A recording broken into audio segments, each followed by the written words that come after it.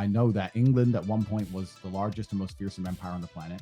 I actually think that it was the best empire in the world, not just because it was the largest, because I think it was genuinely the best to live under.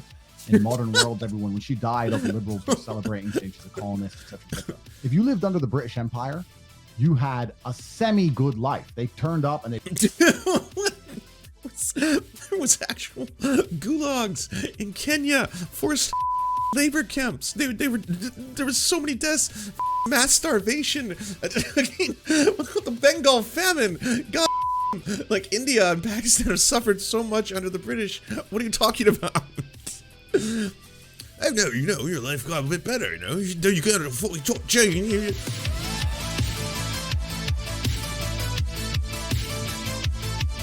If you're not aware of SNEAKO and Andrew Tate and the entire Andrew Tate SNEAKO ecosystem, basically they're part of the Manosphere, which is a loosely connected group of entertainers on the internet who specifically teach you about making lots of money or how to hate women to get that sweet, sweet puss. So basically they turn you into women-hating, money-losing monsters. So in that sense, I usually argue that I think they hate men as well, because they're willing to just fleece guys and give them really shitty lives to continue to become super rich off of their backs and all that kind of stuff. So that includes Fresh and Fit. That includes Andrew Tate, who just got deplatformed pretty effectively off a lot of different platforms. And then SNEAKO is obviously one of the rising stars of the manosphere, men-hating industrial complex. If you like Noah Samson, he's done some really good videos on SNEAKO. If you like FD Signifier, he's done a really good job exploring and exposing the manosphere. He does a really good job in that regard.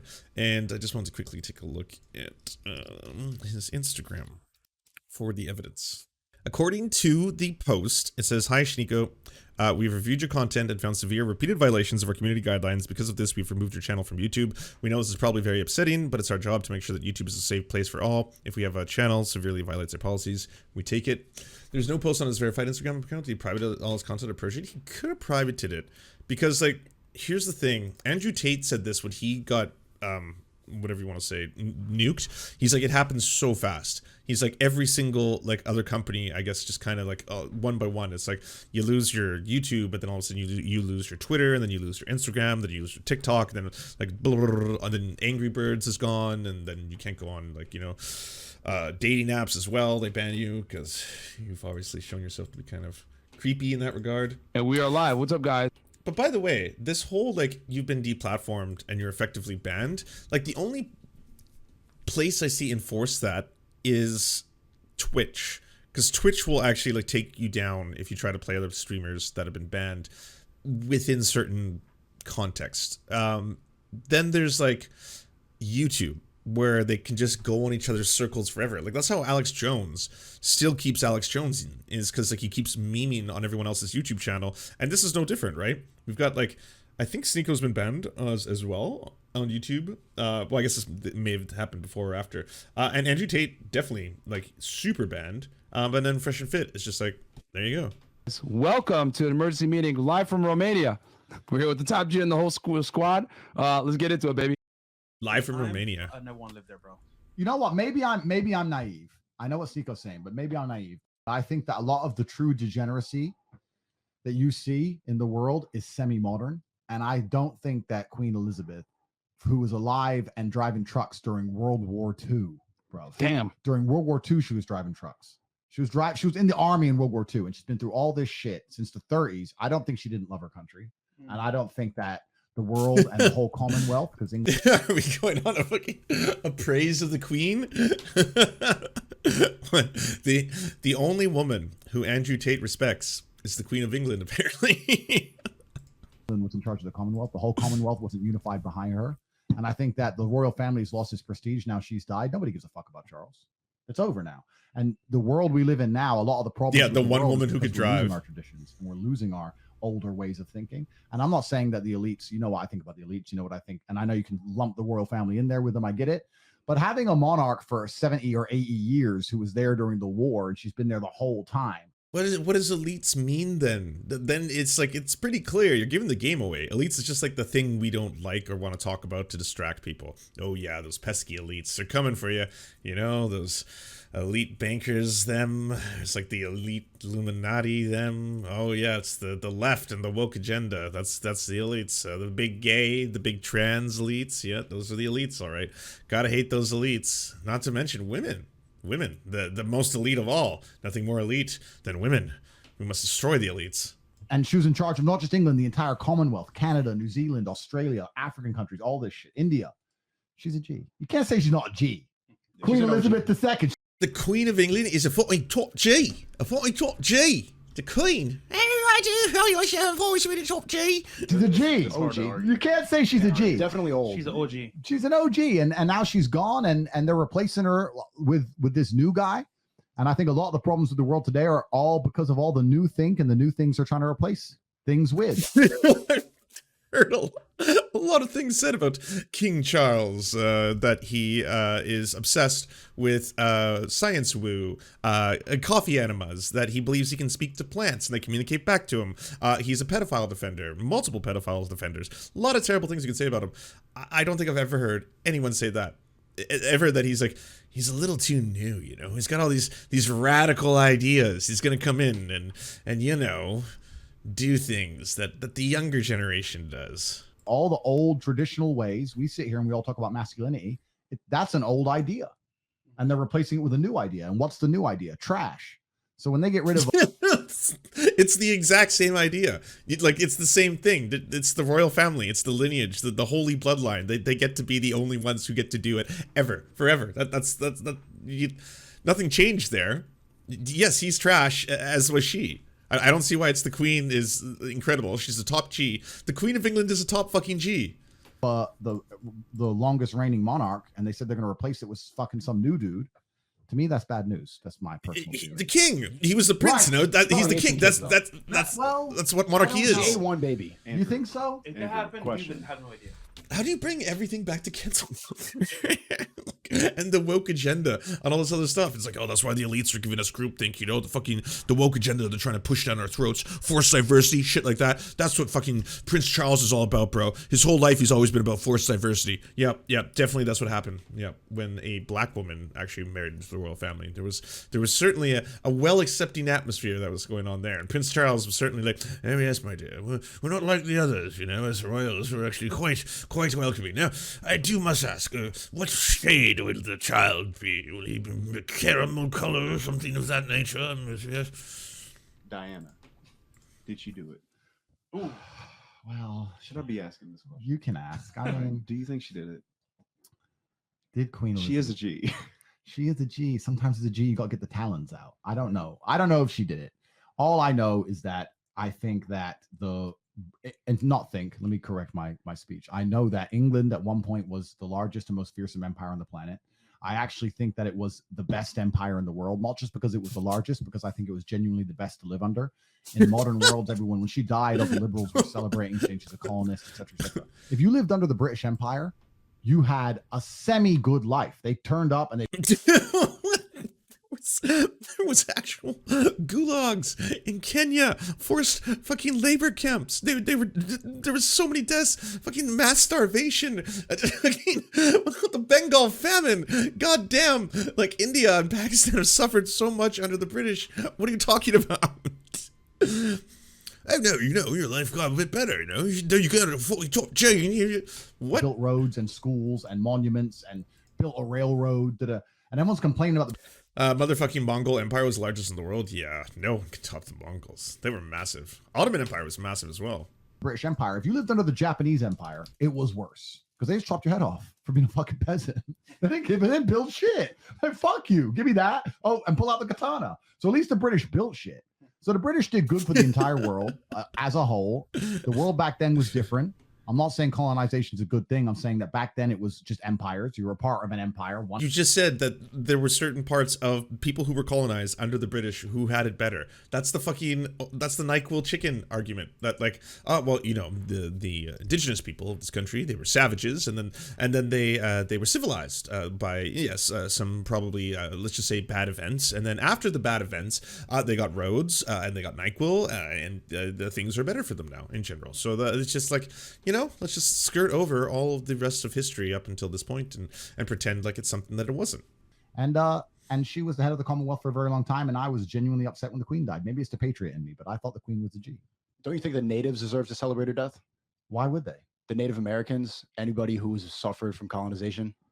Did they? Well, Wow, SNEAKO came out of nowhere there. I hope that's not like, you know, you just being rhetorical, or that was unexpected. I'm happy. well, this is a really interesting question because you talk about suffering from colonization. If you look at a lot of the, do you think India? Let me ask you the question then. Do you think India suffered? Oh my God. Do you think India is in a worse place now than it would have been if it was never colonized by the British? Now, I'm not saying the British didn't kill people. I'm not saying they were completely fair, but also the world was a different place back then. Nowhere was fair. If the British didn't turn up to India in the 1800s, then the Indians would have been killing the Indians. People just killed each other. That's how it worked. We need to do a little history for us all. The Bengal famine of 1943 was a famine in the Bengal province of British India, present-day Bangladesh, West Bengal, and eastern India during World War II. An estimated 2.1 to 3.8 million Bengalis perished out of a population of 60.3 million from starvation, malaria, and other diseases aggravated by malnutrition, population displacement, unsanitary conditions, and lack of healthcare. Millions were impoverished as the crisis overwhelmed large segments of the economy and catastrophically disrupted the social fabric. Eventually, families disintegrated, men sold their farms and left home to work to join the British Indian Army, and women and children became homeless migrants, often traveling to Calcutta or other large cities searching for organized relief. Historians usually characterize the famine as anthropogenic, man-made, asserting the wartime colonial policies created by and exacerbated the crisis. A minority view holds, however, that the famine was a result of natural causes. Bengal's economy had been predominantly agrarian, and this, by the way, is definitely exacerbated by Churchill. Churchill was very open about his hatred and racism towards people who were not white. Between half and three-quarters of the rural poor subsisting in a semi-starved condition, stagnant agricultural productivity, and a stable land base were unable to cope with the rapidly increasing population, resulting in both long-term decline per capita availability of rice and growing numbers of land poor and landless laborers. A high population labored beneath a chronic and spiraling cycle of debt that ended in debt bondage, with the loss of the landlords due to land grabbing. The financial and military escalation led to wartime inflation, and land was appropriated from thousands of peasants. Many workers received monetary wages rather than payment in kind with the portion of the harvest. When the prices rose sharply, their wages failed to follow suit. This drop in real wages led to less stable ability to purchase food. During the Japanese occupation of Burma, many rice exports were lost in the region's market supplies, and transport systems were disrupted by the British denial policies for rice and boats, and approval of the government of Bengal devised a foodstuff scheme to provide parental distribution to goods and services workers in high priority roles such as armed forces, war industries, civil servants, and priority classes, as in eugenics, to prevent them from leaving their position. These factors, compounded with a restricted access to grain, domestic sources were constrained by emergency interprovincial trade barriers, with aid from Churchill's war cabinet was limited, ostensibly due to wartime shortage of shipping. More proximate causes large-scale natural disasters in southwestern Bengal, a cyclone, tidal wave, flooding, rice crop diseases. The relative impact of these factors on the death toll is a matter of debate. The provincial government denied that the famine existed. The humanitarian aid was ineffective. Through the worst months of the crisis, the government attempted to influence the price of a rice paddy. Like, one of the things to keep in mind is that under colonialism, it's going to, and imperialism, it's the actions of that government are going to do what is in the best interests of their own security interest and upholding their nation state and class stratification. And so it's a horrifying thing what will happen to countries that are being dominated by these superpowers. Do you think India would be in a better place today if it was never colonized by the British? I mean, they're pooping in the streets right now. What would they be doing if they didn't? The British didn't turn up. I mean, So, I didn't know SNEAKO was on a different level, I guess, than the rest of this crew, because like this guy, I don't see him piping in with like, well, here's just kind of the logic of what you're saying, what you're talking about. To be totally honest with you, there is massive amounts of poverty in Britain. There's a lot of causes of the vestiges of, imperialism, and there's a constant struggle and strife between different groups, and also, remnants of that legacy still exists today in a variety of ways. So to state, I guess, that they're better off forward is just a weird way of seeing the world. And why do you make an exception? Why is he just like, only the British were the one true good colonizers, sorry. Everyone else, bad. If you look at some of the best buildings in most of these countries, or some of the most critical infrastructure, it's the shit the British built 200 years ago to this day. And they had their liberation for a very long time, and they haven't managed to surpass the infrastructure the British built. Do you want to talk about why that is? I mean, I'm sure there's reasons, but my point. So, if you look to Canada, you might see an example where Indigenous people have not outpaced the rate of people who are the descendants of people who colonized them and enslaved them in terms of their gross production city building, stuff like that. They haven't. They've also been subjected to tons and tons of generational trauma through the form of residential schools, the 60s scoop, systemic racism, the huge economic disparities between the average, indigenous person and the average non-indigenous person in this country, overrepresentation in prison, overrepresentation in sexual abuse, it's just across the board, tons and tons of stuff. That is never going to be an argument for the colonization or enslavement of people. You can't be like, well, I mean, India still hasn't built, in my opinion, anything better than what the British did. So, I mean, it was good. It was a good thing. Sure, millions of people may have starved. Sure, millions of people may have been oppressed. There have been a lot of people who were tortured and killed and imprisoned. That's all true. But the roads, they did get those nice roads. Point is, the British turned up to a country. They ruled India with less than fucking 60,000 men. The Indians could have kicked their ass any time. Oh, good point. The Muslim colonizers in India built the Taj Mahal. Did the UK do better than that? That's true. That's true. We don't like to speak of those times, though. I mean, you've usually got, and this is not Andrew Tate. Andrew Tate is just, I think, an ahistorical clown. I have no idea where he's trying to come from this. But I think a lot of people miss both the power, cruelty, and size of the Ottoman Empire and the Mongolian Empire, as well as the accomplishments, by the way. You can't just take every period in human history and say, well, yes, they were vicious and brutal in what they did. It's like, yes, but these empires also created a lot of things, like the mathematics, for example. That's something that I think is quite a massive human accomplishment, because you always get these like racists in the West who kind of only look through this lens of like, well, basically Britain was the last major superpower and the West has been a dominant force on the planet ever since, because the West are the empires, we are the nation builders, and we do good jobs and good work. It's a good thing that we colonized indigenous people in the US and Canada, because ultimately NyQuil chicken, they wouldn't have that otherwise. But they turned up and they gave genuine value to the point people thought, okay, these white people turned up on this boat, they know shit. Oh, whoa, railroad. Well, okay. Whoa, schools. They didn't do it purely by force. India is a big place. They did it with so this is neat, because SNEAKO's the only person who hasn't been laughing, where the rest of them have been like, oh, okay, yeah, true, yeah, those dirty pores had it coming. He's had a very straight face, and I feel that because he's in this entire ecosystem, which unfortunately came from most likely problems with his own relationships, that kind of stuff, from someone who did wrong him. There's no question about that, but that notwithstanding, you're also in an ecosystem. There's overlap with people who seem to have some very bizarre beliefs, like really weird takes when it comes to history, really weird takes when it comes to geopolitics, really, really weird. Like, who knew?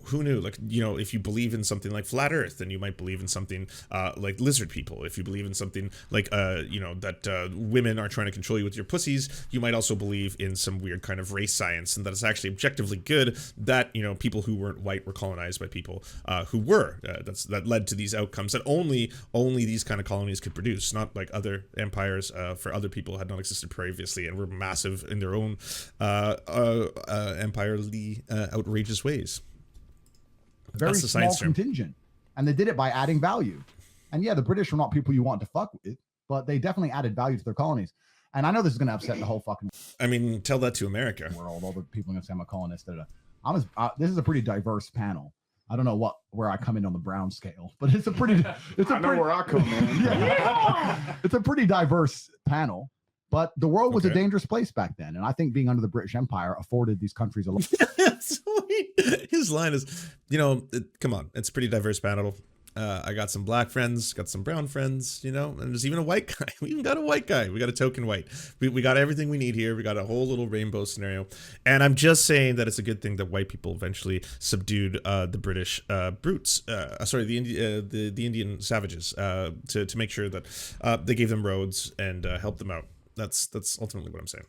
A lot of security and safety and technological advancements, and I don't think it was all completely a bad technological advancements. Yeah, I'm from Barbados, so we were colonized as well, but we got our independence as well. But Andrew, as a young man navigating the Matrix, where do you think somebody should live?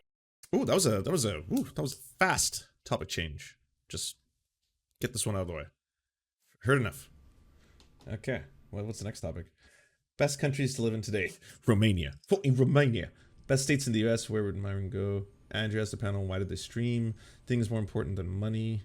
Why did Myron start streaming? What kind of people make the most money today? Be humble. Ooh. If you're truly uncomfortable in your position, Get a free newsletter from Andrew Tate. Always advertising his stuff here.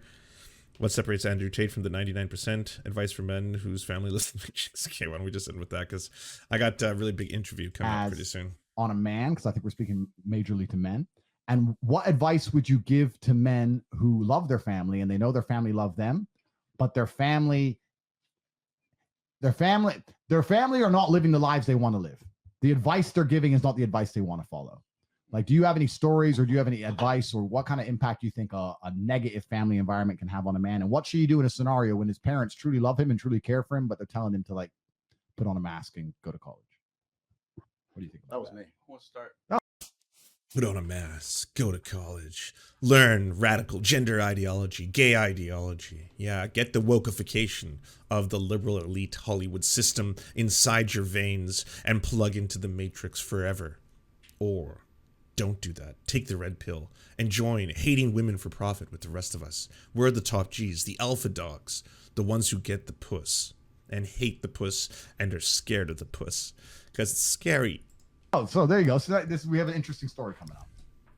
My dad has recently been telling me, since I've been getting into the red pill and getting to these ideas and fully devoting myself to this message, that now he agrees with a lot of what I said. Anjali Appadurai. He's blue pilled. We can't talk about a lot of the things, but he did what 85% of the population did. Yeah. He went to college, told me to go to college, told all my siblings to go to college, but ultimately he did give up on his dream. His dream was to be a filmmaker, was to be a creative, and he decided to fully devote himself to his family. And for me, that gave me the opportunity to fully focus on what I wanted to do, because we came up in a good household. Yeah.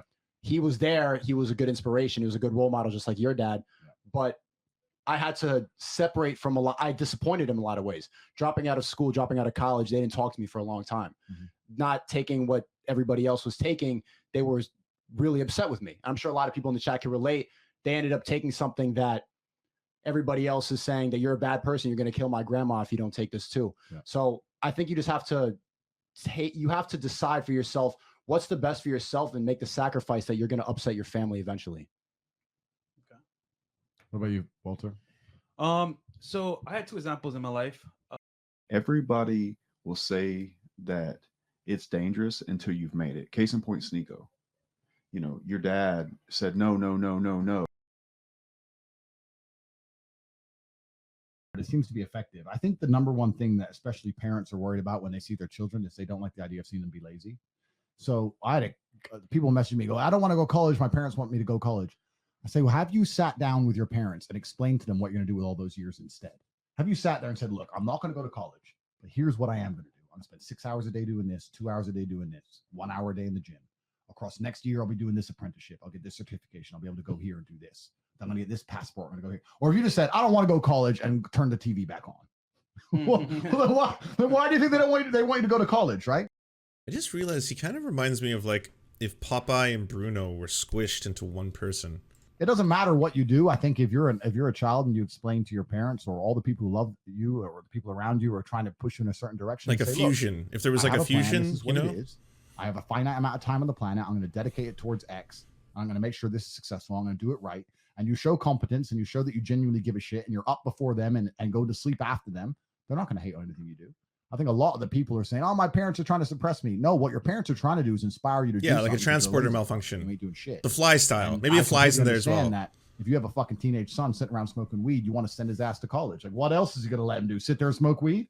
If you were genuinely up grinding, even if you weren't making money, if you were in the gym every day and you're a bodybuilder and you look like a tank, they'd still be a bit like, all right, he's doing. By the way, the stereotype that like you can't go to the gym, work out, get big muscles, and also enjoy marijuana from time to time is kind of weird. Because fucking Arnold Schwarzenegger loved smoking weed in his workout videos. It's one of his things. He would say all this funny shit. He'd be like, I love all the time coming. It's like I'm all the time coming because he felt that like working out made his muscles orgasm or something. It's fun stuff. It's funny. I would go watch it. And then he's blitzed out of his mind, and he's just like, yeah, just like smoking weed afterwards because I'm all the time coming. Something. I mean, like at least he ain't just sitting around, right? So I think that's the biggest thing. When your family, you nailed it with the suppression love.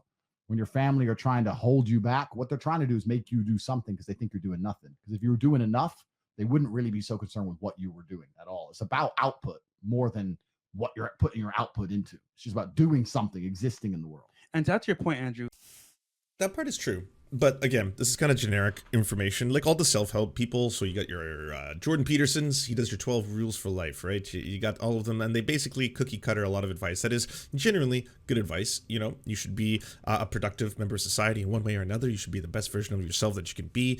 You should try and take risks, because if you take risks, you'll never know what the rewards could truly be. Things like this, but they are kind of generic. It's like, it's Pinterest for dudes, kind of. I feel that's what this is. It's like Pinterest and the slogans on Pinterest, but for boys. That's what like Fresh and Fit and Andrew Tate and all of them kind of do. And then they try to push the worst version of that on you for money. It's basically like, here, everybody, I got something to show you. If we just get all of you to join my program, join my Discord, you can be a real top G. All the top Gs hang out in there. We have all these courses of guys teaching each other how to make a whole bunch of fucking rules. You know, yeah, 12 rules for Bugatti. Yeah, how to get yourself some Bugattis, get some cars. You'll be at 40 top J in sure enough time. You're gonna find a bunch of like puss. Blah blah blah. SNEAKO sells a course as well. They all sell these fucking master of fucking shit courses for money. And let's combine that one with my women hating course, where I'll tell you how to get women by truly making them feel like shit. And the more shit they feel, the lower their value, the better your value goes up. So it doesn't even matter, my dudes, if you're like a sub 4 or you're not even a prime. If you're not a fucking Chad, don't worry. We got courses for you, how to get that puss, smash that puss. Just lower the quality of women's feelings, make them feel like garbage, make them like, you know that you are dominant, make them know that you don't care about their magical pussies or anything like that. They offer nothing of value to you, all this kind of shit. Definitely stuff that's going to make women feel super confident and fun being around you. Definitely going to make you awesome around women. Yes, nothing picks up girls like being like, I fucking hate all of you and you're ugly and I don't want to be around any of you and you think you have magic pussies. That's going to go a long way. You'll catch all the pussy you've ever wanted in your life. It'll just be fucking gushing for some money. And then if you do both, you get to join my exclusive club that costs like $5,000 a year, but you get to be in this club with a bunch of other dudes who are in this club who were all paying me lots of money to fucking be the dude who's richer than all of you. So for example, even myself, like my mom would say, don't go to America, it's dangerous, don't go over there, you might end up dead. And I was like, you know what, Mom, my granddad did the same thing. He left Barbados, came to America, and became successful. Yeah. I was like, you know what, I'm gonna leave school, I'm sorry to say, I love you, but I don't want to follow. I don't want to follow the family path. I want to do what my granddad did. So I said, you know what? I'm gonna sell my bike, sell my truck, I'm moving to America. She's like, don't go, son. It's dangerous. I can't have you going there. I said, look, I love you, Mom. But here's my plan. I'm coming to America. I'm gonna retire you and be successful. That's it. And I did it. So me having that talk to her made her feel a little bit comfortable, but like still, she's like, you know what? Don't go. It's dangerous, and you gotta make a choice, man. Yeah. So. All right, so before I give my answer, I'm going to go ahead and kill the YouTube stream. So, guys, I need you guys to go over to Rumble right now, rumble.com/TateSpeech, okay, guys? So you can go ahead and get the rest of this stream and support Andrew, man. Like, yo, the Matrix is trying to attack him. We gotta show this. The Matrix is trying to attack him. Yeah, it's my word for capitalism. The Matrix is doing its matrixy thing. Do you enjoy the Serfs but prefer not to have to use your eyeballs? Many are saying this. Well, we've got the solution for you. It's the Serf Times in podcast form, available on most major podcasting networks now. If you enjoy it, please consider leaving a good review and feedback because it really helps the show out, apparently, and it's free, just like the podcast. To our gods, Xander Corvus and Peyton L. Juste, we shall spend many a generations building mighty cathedrals in your honor. To our monarch, Tom Spiker, we are but your oafish jesters, here to offer you a laugh at any opportunity. To our brave knights of the Round Table, Rachel K., Izzy Solidarity, Victoria Bell, Sebastian Demmel, Mark Harmon, Benji Arney, Scary Earth Human, Tony, DM Rivera, Resident Scarecrow, Sir Nickus, Cheryl Alvarez, Ruby Kelly, Brandon, Words Greenwood, Everything Important, Hegbert Celine, Matthew Scarborough, Stellar Vision, Ariane McCarthy, Doug Cady, Daniel Sutton, Jenna Tao, Dark Puppy, Quiet One 85, Anna Loves Riley, Omni, Riley and Anna, Poodlehawk, Multimondi, Trevbot EXE, Brian Ephraim, Anthropophojack, Catherine, Ramon Acosta, Nkosin, Ralph Parler, Violent Orchard, Political Puppy, La Media Panza, Todd Buckingham,